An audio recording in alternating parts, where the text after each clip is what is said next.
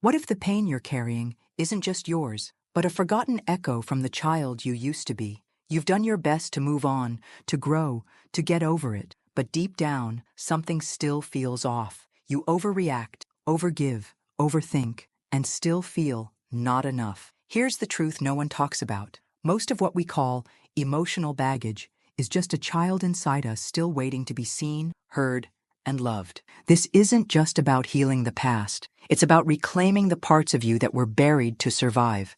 Your intuition, silenced, your authenticity, filtered, your feminine essence, tamed to fit in. But guess what?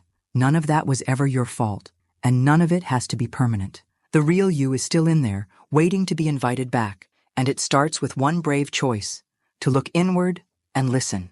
In this video, you'll discover how reconnecting with your inner child can unlock self-love, clarity, and the quiet power of your feminine core. This is not just healing, it's a homecoming. If you've been searching for a deeper truth, a way to finally feel whole, you're in the right place. Let's begin this journey together. There's a part of you that never grew up, and not in the fun, carefree way. Jung called it the inner child, a hidden part of your psyche that carries the emotional weight of childhood. This child remembers every time love felt out of reach, every moment she had to shrink to feel safe. She's still in there, shaping your choices, your fears, even your relationship. The adult you has learned to cope, to perform, to get over it, but your inner child didn't, and she's tired of being ignored. Think about the last time you overreacted to something small, a text left unread, a harmless comment that stung too deeply. That wasn't just you being too sensitive. That was your inner child crying out, "See me." She doesn't want to ruin your life. She wants to be seen, loved, and protected. Reconnecting with her isn't a luxury. It's a necessity. And no, it doesn't make you weak. It makes you whole. When you listen to her, you begin to understand where your fears come from and why you don't have to live by them anymore. So how do you reconnect? Start small. Look at a picture of yourself as a kid and just observe. What do you see in her eyes? Write her a letter. Tell her what you wish someone had told you back then. Let her know you're here now and you won't abandon her the way others may have. This is the beginning of reconciliation, the first bridge between the child you were and the woman you're becoming. And the most beautiful part? She's been waiting for you all along. Childhood wounds don't just fade with time. They dig in, hide deep, and whisper lies into adulthood.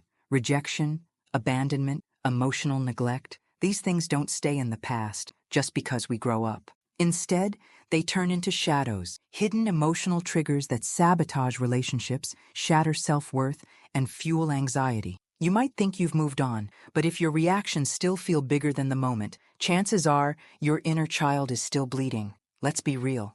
We all carry something. Maybe it's the fear of not being good enough, or the need to prove yourself over and over just to feel worthy. These wounds become invisible filters through which we experience life. You meet someone new, and suddenly you're terrified they'll leave. You hear a no, and it echoes like abandonment. That's not just sensitivity, it's history. A quiet echo from a version of you who never got closure, never felt safe enough to let go. The good news? Shadows aren't enemies, they're guides. They show up to say, "Hey, something still hurts here." Instead of pushing them away or pretending everything's fine, try sitting with them. Ask, where did this come from?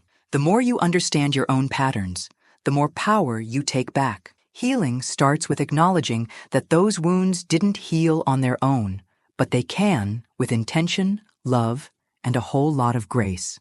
Before healing can begin, you have to notice what needs healing. That sounds simple, but it's often the hardest part. Most people walk through life on autopilot, reacting to pain without understanding its roots. But real transformation starts when you pause and ask yourself, where is this coming from? That moment of awareness, that pause, is everything. It's where intuition whispers, look here, feel this, heal that. Take a moment today. Reflect on your triggers. When do you feel small, defensive, or afraid? What situations make you shrink or lash out? Don't judge it, just notice. This is where introspection becomes your superpower. It's like turning on a flashlight in a dark room. You start seeing what you've been bumping into for years. And guess what? Once you see it, you can finally stop blaming others and start reclaiming your peace. The truth is, your inner child doesn't need perfection. She needs presence. When you slow down enough to truly listen, you'll hear her stories, her fears, her needs. Let her speak without rushing to fix or explain. Let her cry without shame. That space, quiet, honest, and safe, is where the healing begins. It's not about solving everything in one day. It's about showing up, again and again, with self-love and authenticity. That's how reconciliation begins. Your inner child doesn't always speak in words. Sometimes she shows up in dreams, in flashbacks, in that strange feeling of déjà vu that makes no logical sense. Other times, she appears in patterns, the same arguments, the same heartbreak, the same kind of people showing up in your life. That's not coincidence. That's symbolic communication. Your unconscious uses stories, images, and repetition to get your attention when logic fails. You don't need a psychology degree to start listening. One powerful tool?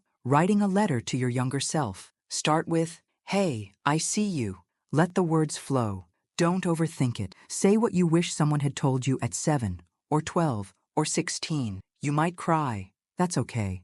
Those tears are medicine. Another simple practice? Sit quietly and imagine her beside you. What does she look like? What's she feeling? Speak to her with love, even if it feels awkward at first. Over time, this dialogue becomes second nature. These symbolic acts aren't just imagination. They're deep emotional rituals that reconnect what's been cut off. When you engage your inner child like this, you're building trust. You're saying, "I won't abandon you again." And the more she trusts you, the less she'll need to scream through sabotage or silence. This is the foundation for healing. Not through force, but through gentle, consistent inner connection. That's how repressed energy gets released, and how peace begins to return. When your inner child is wounded, it's not just your emotions that suffer. Your feminine essence gets blocked too.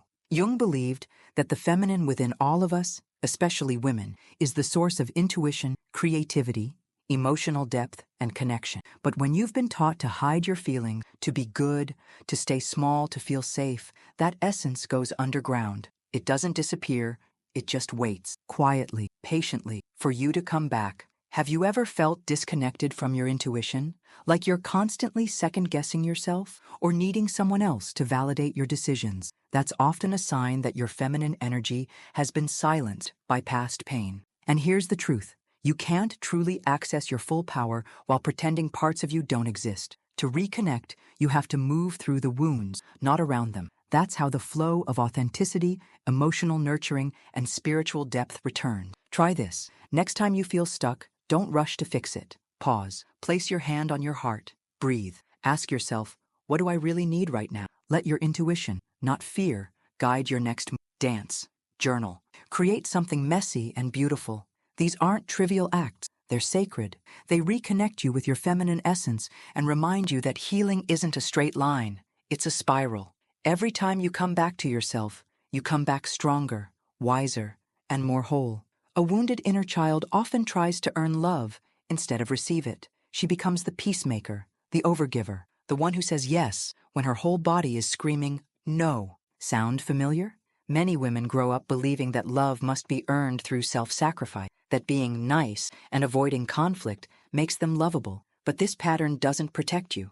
It drains you, and over time, it disconnects you from your own truth. Healing changes that. As you reconnect with your inner child, you start to see how much of your life was shaped by the fear of rejection. You realize that setting boundaries doesn't make you mean, it makes you honest. You learn that your needs aren't too much, and your no is just as sacred as your yes. The more you heal, the more you attract people who respect your space, your time, and your energy. Because you finally started respecting them yourself. Try something simple. Next time you feel pressured to agree to something, pause. Ask yourself, is this a true yes or a fear-based yes? If it's fear-based, practice saying no, gently but firmly. You don't need to explain or over-justify. Just trust that honoring yourself is enough. Over time, this shift redefines your entire relationship landscape. You move from people-pleasing to people-choosing.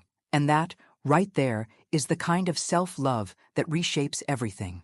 Ever feel like you're dating the same person over and over, just with a different face? Or falling into the same arguments, same emotional roller coasters, same heartbreak? That's not bad luck. That's your inner child replaying the past, hoping for a different ending. Without healing, we unconsciously recreate what's familiar, even if it hurts. It's not your fault. It's your nervous system seeking what feels normal, even when it's toxic. These patterns aren't random. They're mirrors, and they'll keep showing up until you finally look inward instead of outward. When you realize that you're not just reacting to the present, but to old pain disguised in new situations, everything starts to shift. You stop blaming everyone else for your disappointment and begin the brave work of breaking the cycle.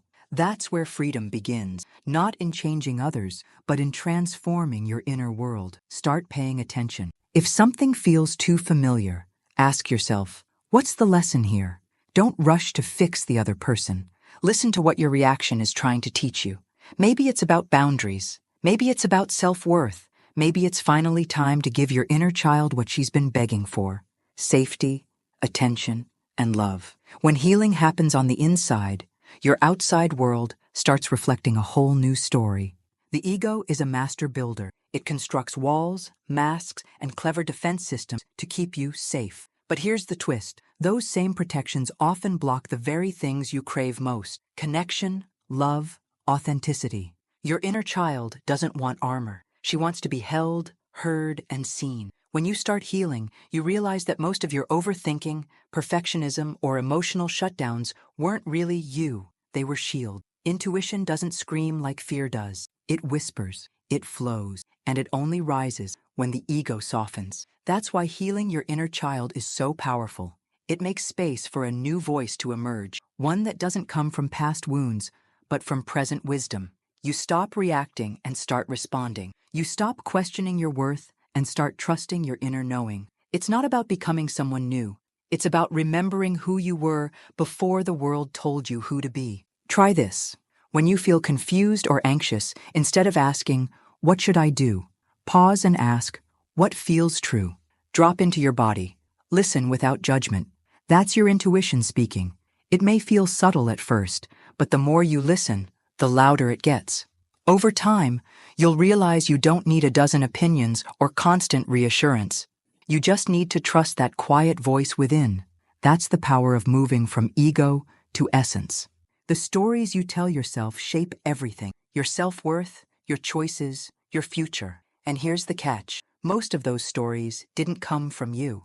They came from childhood. Maybe someone told you that you were too emotional, not smart enough, or that your dreams were unrealistic. Over time, those messages sink in and become silent beliefs. But beliefs can be rewritten, and healing your inner child is how you start flipping that script. Start listening to your inner dialogue. When you make a mistake, do you call yourself stupid or unworthy? That voice isn't truth. It's an echo. It's your younger self still trying to understand a world that didn't always treat her kindly. Rewriting your story doesn't mean pretending the pain didn't happen.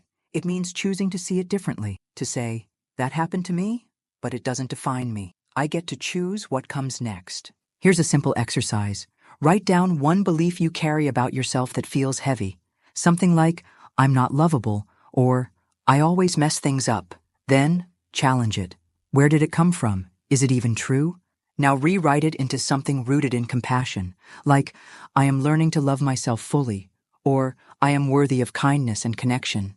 This is how transformation begins, not in huge leaps, but in quiet moments of choosing a better story over and over again. When a woman heals her inner child, she doesn't just heal herself, she shifts an entire lineage. The emotional patterns we carry don't start or end with us. Unhealed pain gets passed down like family heirlooms, silently shaping how we love, how we speak, how we raise the next generation. But healing breaks that cycle. It says, "This ends with me." And in doing so, it opens the door for a new story to begin, one grounded in authenticity, emotional safety, and self-love. Children don't learn from what we say, they learn from what we embody. When a woman sets boundaries, trusts her intuition, and embraces vulnerability, the people around her feel it. She becomes a living example of healing in motion. Her kids, her friends, even her partner begin to sense that love doesn't have to come at the cost of self-abandonment. That's the ripple effect. One person doing the inner work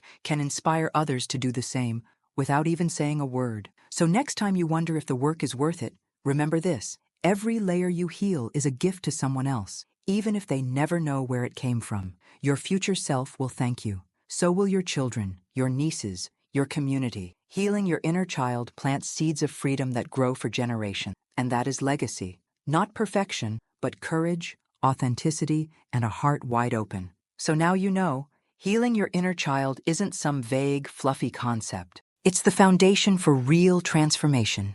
When you stop running from your past and start listening to that forgotten part of you, everything begins to shift. You start to feel more grounded, more intuitive, more you.